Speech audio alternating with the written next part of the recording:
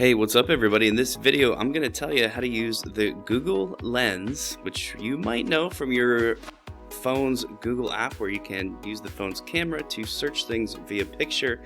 You can actually use this exact same tool in your Chrome browser while on a computer, desktop, laptop. This has some really helpful applications for you as the teacher, and I think it's actually pretty cool for students to know about as well. Let's take a look.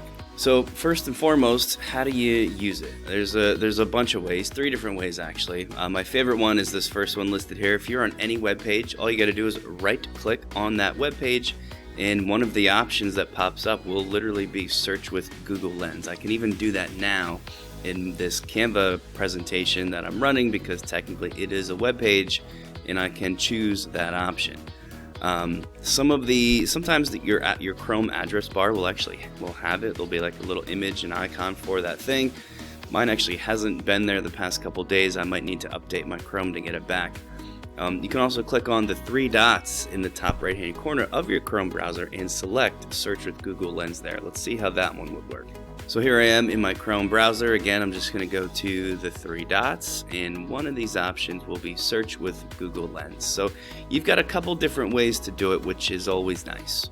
Now I will actually try some of these so you can see what it would look like, but first let's get excited about some of the stuff that this makes available to you. This could be used for identifying pictures of things you see, like objects, plants, animals, searching for different products. I know all the time in my house we're wondering how could I find a cheaper version of that same coat. You can now search it via a picture that you find online and see other things that look like it. Translating text with images, super helpful, and extracting text from images. If there's a picture like a literal image of something that has words, you can actually turn those the words in that image into text, essentially like scanning with OCR or something like that.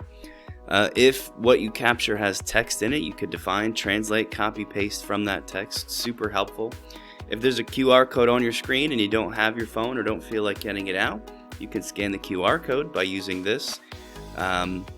We've already mentioned this a little bit, but extracting text from documents, and maybe there's a PDF that doesn't recognize the text in that PDF. It's not that type of a PDF file. You can extract that text, which is super cool. Math problem solving. This is for your students if they know it exists. Sure, they could use it to essentially just get answers, and that type of thing is always going to be a problem, but it can also be a nice little tutor for them on the side. Converting currencies, product information, and one of my other favorites for the classroom teacher is accessibility. This could assist users who might need text read aloud, and now they can use Google Lens to capture that text.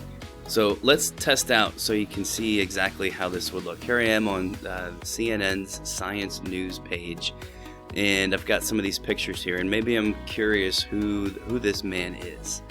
I can right click, search with Google Lens, and it's going to allow me to almost use like a snipping tool, right, where you click and drag around a region that you want to scan. And when I do that, it's going to do a Google search based on whatever it is in that image. You can see you could also copy it, and it's just pulling up stuff where this image has been found, so I can find out maybe who this person is.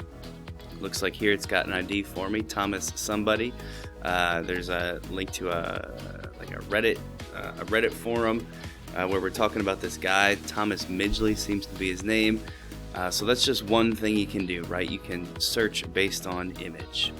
You can also do this with text. So let's stay right here because there is some text, and maybe I want to capture that. So let's go back again. We'll right click, search with Google Lens, but this time I'm going to drag around these words and see what it does for me, right? Here's what we were talking about.